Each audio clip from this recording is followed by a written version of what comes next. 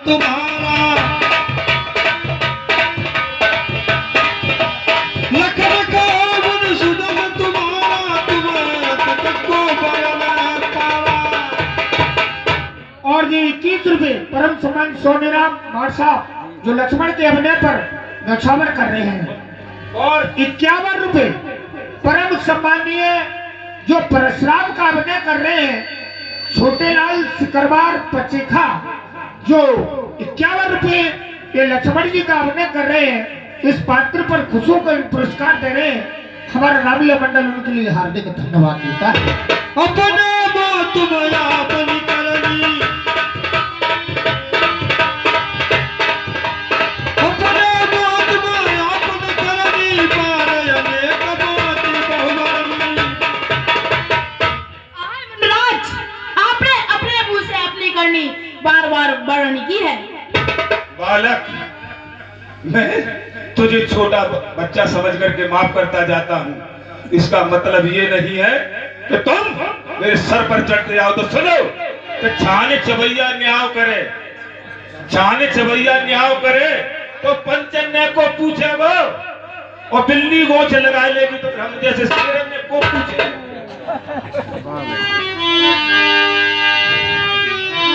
अवधि देव दो सब हेलो हेलो अवधि देव दो सब लोग हे प्रजाजनों, राजाजनों, ये स्वागत सुनो।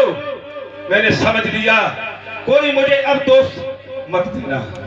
क्यों कि मैंने बहुत सह लिया और सब कुछ सुन लिया, समझ लिया कि ये बालक वास्तव में काल के बस है। सुनो, और उतर दे छोड़ो बिन मारे उतर दे छोड़ो बिन मारे कोस कबीर तुम्हारे। हे मुनि कौशिक, ये बालक उत्तर प्रत्युत्तर दे रहा है तो केवल केवल तुम्हारे शील स्वभाव के कारण कि आपका शिष्य है, इसलिए ये जीवित है। अगर इसे जीवित देखना चाहते हो तो इसे बता दो और मेरे सामने से दूर कर दो। हाँ साहब, 51 रुपए दिलीप सिकरवार पचेखा जो लक्ष्मण और परशुराम का अभिनय कर रहे हैं, दोनों कलाकारों पर खुश होकर के दे रहे हैं। रामलीला मंडल की तरफ से धन्यवाद। और कहे लखन मुनिशील तुम्हारा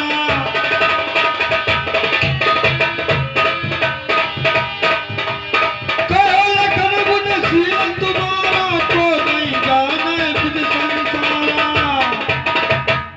मनराज आपके सिर को कौन नहीं आता, सारे संसार में प्रकट है। सर, और माता पिता हो नभेरी के माता पिता हो नभेरी के गुरु रामचोद जी के। मनराज आपने अपने माता पिता के गुण का तो अच्छी तरह से भुगतान कर दिया है। केवल एक गुरु का ऋण बाकी है जिसका हृदय में बड़ा सोच है।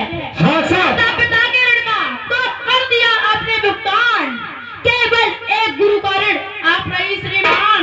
वो ऋण हमारे माथे पर चढ़ा गया है, दिन भी बहुत बीत गए, इसलिए प्यारी बहुत बढ़ गया है। इसलिए मैं अपनी थैली खोल देता हूँ, वो ऋण आप चुका लीजिए। अब जा करके कहीं से चतुर्गुणी बनवा लीजिए। हाँ साहब, 101 रुपए परम सम्मानीय का नाम बताओ भैया उनको, तेसिंग मिस्त्री जी जो ये लक्ष्मण का अभिनय कर रहे हैं, छोटे से लक्ष्मण पर खुश होकर के 101 रुपए का पुरस्कार दे रहे हैं। रामलीला मंडल की तरफ से धन्यवाद। रुक जाओ बाबा, अभी कहाँ जा रहे हैं? बालक, और सुन के तुम जन कुमार सुराता आए आए सब सभा पुकारा। शंभो शंभो, मैंने समझ लिया कि ये बालक अवश्य देखो मुनि परशुराम जी, आप तो सब कुछ जानने वाले हो, वीर भी हो, विद्वान भी हो। क्यों कि संसार में जो वृद्ध होते हैं, जो सज्जन होते हैं, वो बालकों के ऊपर स्वप्न में भी क्रोध नहीं करते हैं। इसलिए इसे दूध मुआ बालक समझ करके क्षमा कीजिए। हाँ साहब, इसी के साथ में केदार महंत जी 51 रुपए जो लक्ष्मण का अपने कर रहे हैं, छोटे से बालक उन पर खुश होकर के 51 रुपए का पुरस्कार देते हैं रामलीला मंडल की तरफ से। धन्यवाद। मुनि विश्वामित्र, कहो महाराज। सुनो, एक गर्म रहा, एक गर्म रहा, एक नरम रहा, और क्या कूटनीति है दोनों की। और विश्वामित्र मुनि देखो चालाकी अपने चेलों की। तुम समझा रहे हो, तुम दुधमुखा कह रहे हो, ये दुधमुखा नहीं है, ये पैमुख है। कैसे कि विष रिस भरा कनक घट जैसे सोने के पात्र में विष को भर देने से विष अपना रंग नहीं छोड़ेगा, वो विष ही रहेगा। तुम कहते हो ये बालक दुधमुखा है, मुझे तो ये विष रुखा दिखाई देता है। निज कहावत गौरव शान भरे, तुम अभिमान दिखावत सिल्ली लिल्ली, संतोष रो व्यापक हिमन, तुम अभिमान दिखावत खिल्ली लिल्ली, लल्लो चप्पो तो श्री राम करे, जिनको प्यार होए हम तो मुंडरा सेटा करे, बिल्ली लिल्ली। वाह, बोल लक्ष्मण लाल की जय। सुन बालक, मेरी ओर सुन। पहले मेरी बात सुन कि मुझ मेरी करे मेरी समता, करे मेरी समता मोह दिखावे। तो सुन, शीश काट रघुवंशी के, भूदर उखाड़ और तिलकी मिटाऊं मैं, हिलकी तेरे सर को काट के चौमुंड बनाऊं, तब मिटे मेरी सीरीली। तू करे दुष्ट मेरी समता और बहन बोले खीरीली, और जाकर के माँ के आंचल में छुप जा तुक दुधमुखे बालक, और बहन बोले जैसे टीरीली, और छतरी को छोना मोटे हाथ मटकाए के कहता है कि टीरीली। छत्रियों को छोड़ा, छत्र को जाना न करो, पहले चेहरे के पीछे मजा पाएंगे, लाल लाल करो ना ना ताल बजाओगे, अरे हम छत्रियों के आगे जीवने का ना चलाओगे। अरे मार दे तो मार सामना करूंगा ना, जा मुर्गिया नहीं काल की निशानी, जाओ घर को जाओ महाराज, भीख मांगो। बालक, तुझे अभी विदित नहीं कि हम कौन हैं, क्या कर सकते हैं। केवल जीवित है तो तेरे भाई राम के शील के स्वभाव के कारण और गुरु विश्वामित्र के स्वभाव के कारण, अन्यथा मैं बाल ब्रह्मचारी वीर ब्राह्मण अति क्रोधी अति निर्मोही हूँ। अब तक तो मैं तुझे बच्चा समझ करके छोड़ रहा था, लेकिन अब मैंने समझ लिया भोलेनाथ, शिवम शिवम शिवम, ये बच्चा शिवम चाहता है। लखन उताबो तसिरा रघुकुल क्रोधित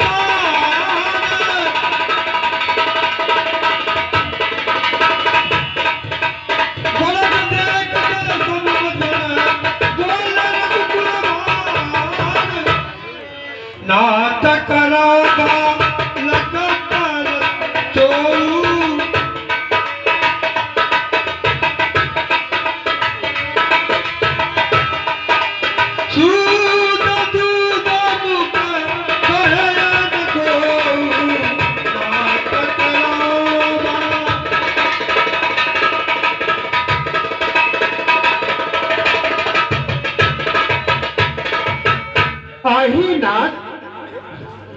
बालक की बातों पर ज्ञानी जन इतना ध्यान नहीं देते हैं, ये तो नादान है, तो मुआ है।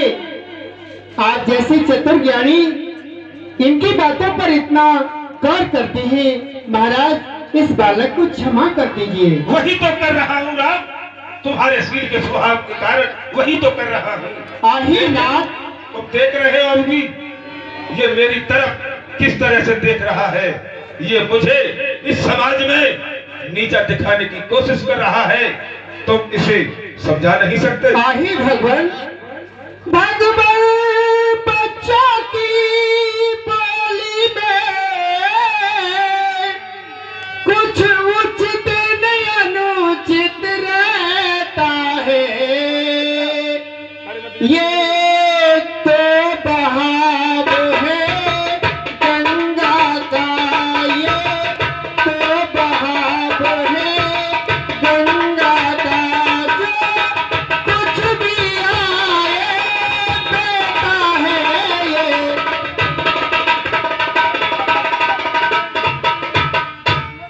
आही भगवान, दादा तुम मेरी छोटी भैया को फरसा दिखा रहे हो।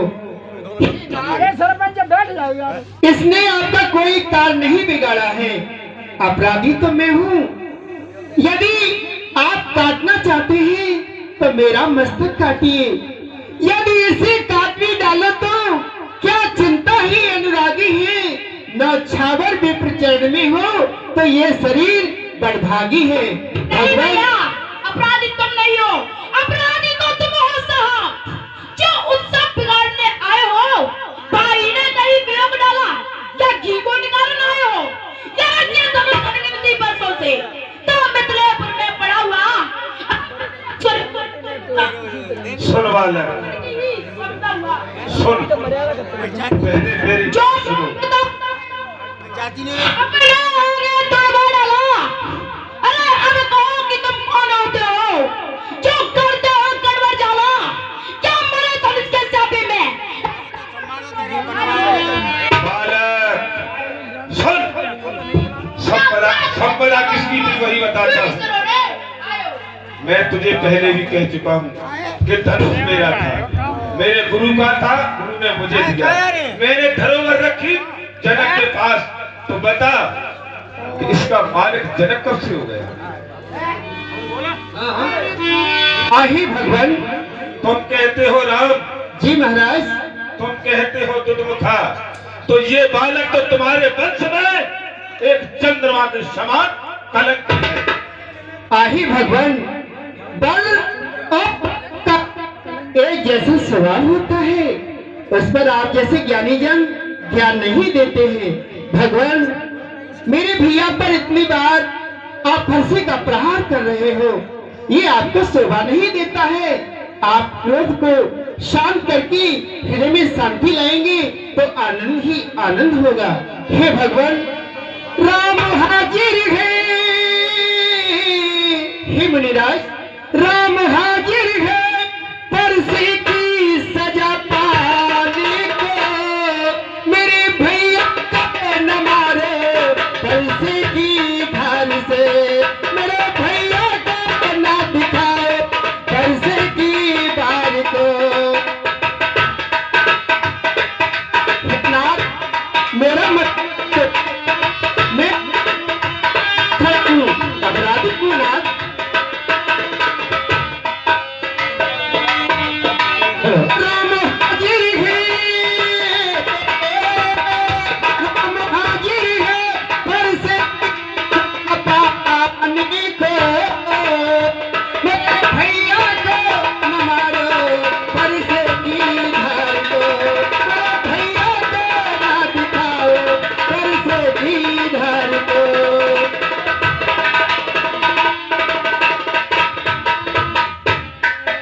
ये तो बालक है महाराज, आप तो ज्ञानी हैं। वही तो सोच रहा हूँ कि एक माँ के दो भाई, एक में कितनी शांति, बल, तपोबल, और एक चंद्रमा के समान कलंक, एक ही वंश में एक ही पिता के पुत्र कैसे कैसे हो गए। वही तो सोच रहा हूँ, और तुम्हारे विनम्र वचनों के कारण ही तो मैं शांत खड़ा।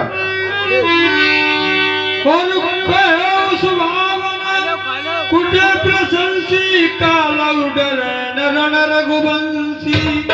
और ही नाथ, कहो राम, मैं अपने स्वभाव के अनुकूल कहता हूँ कि युद्ध भूमि में रघुवंशी कभी काल से भी नहीं डरते हैं। अगर काल भी सामने आ जाता है तो उससे भी संग्राम करते हैं। हे महाराज, अभिमान प्रशंसा रोष नहीं, अपना स्वभाव हम कहते हैं। अत्यधिक छेड़ता है कोई तो मौन नहीं हम रहते हैं। रघुकुल का रक्त चुनौती पर, रघुकुल का रक्त चुनौती पर रणमंद खोलने लगता है, फिर महाकाल भी हो सम्मुख उससे भी लड़ना पड़ता है।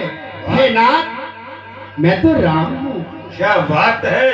आप तो परशुराम हैं महाराज। न कुछ कहते हुए भी बहुत कुछ बोल गए राम। मैं समझता हूँ सुनेन्द्र दो गुणा बचन रघुपति के, सुनेन्द्र दगुणा।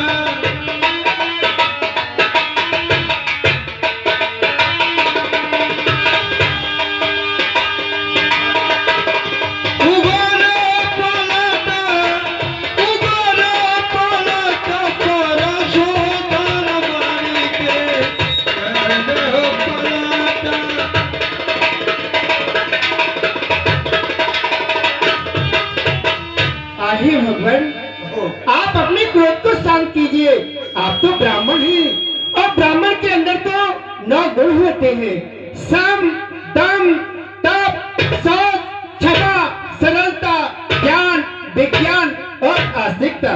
महाराज, ब्राह्मण में तो शांति चाहिए। ब्राह्मण तो जितेंद्रिय होते हैं, अपनी इंद्रियों पर बल रखते हैं। हे नाथ, आप इतना क्रोध क्यों कर रहे हैं? आप तो संतोषी ब्राह्मण हैं। हे भगवान, काही दास पिनाथ री साबती हो जन है, हम आप जनार्दन है।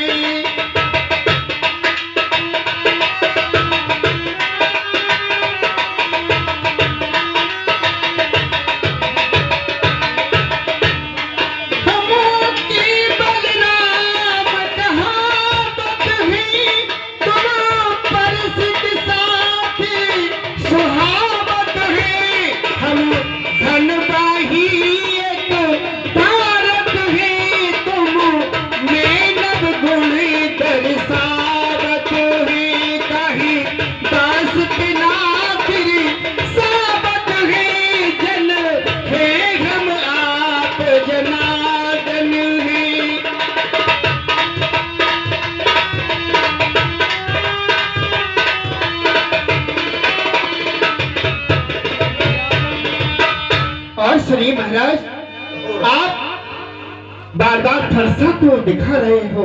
हे नाथ, हम किसी अस्त्र और शस्त्र से नहीं डरते हैं। काल भी आ जाता है, उससे भी निर्भीक होकर के युद्ध करते हैं। महाराज, हम क्षत्रिय बालक हैं और ब्राह्मणों का सदैव सम्मान करते हैं। वही तो कह रहा हूँ। जाओ नहीं। ये अब मैं समझ चुका कि जो बालक, जो छोटा बालक कह रहा था, उसमें तुम्हारी भी सम्मति है। क्यों? कि बाकी युद्ध तो समाप्त हो चुका। अब जो भाषा तुम्हारा छोटा भाई बोल रहा था, तुम पर्दे के पीछे से उस भाषा को मीठे शब्दों में प्रयोग करके और मुझे पागल बनाना चाहते हो, तो बाकी युद्ध तो समाप्त करो। अब शस्त्र युद्ध की तैयारी है। हाँ भगवान, या तो मेरा संदेह दूर करो, नहीं आंखों की मृत्यु तुम्हारी।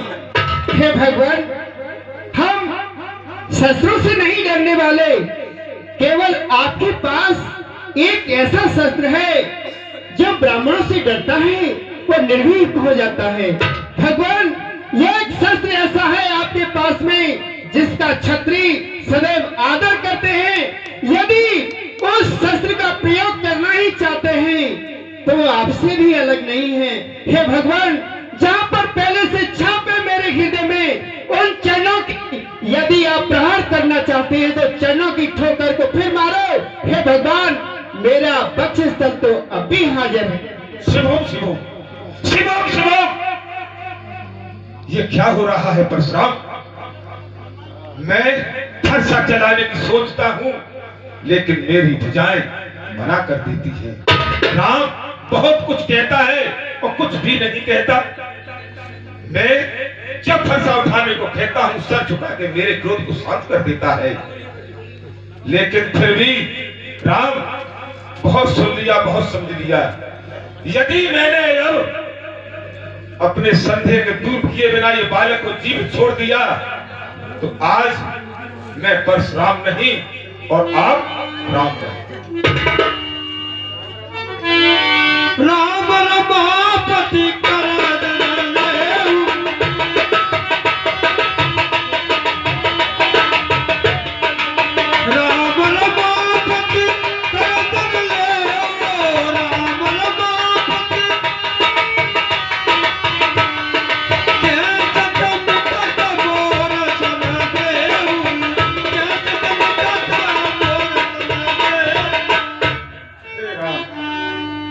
मुझे समझ गया।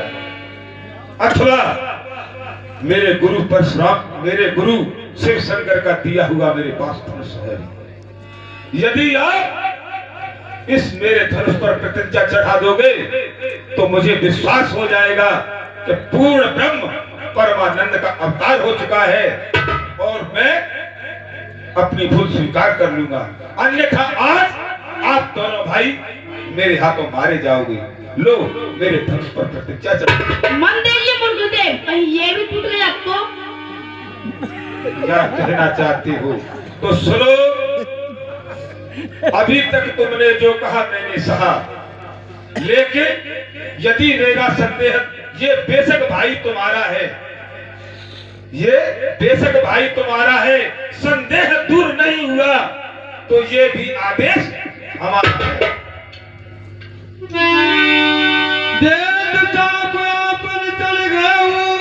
परशुराम मन विषम भय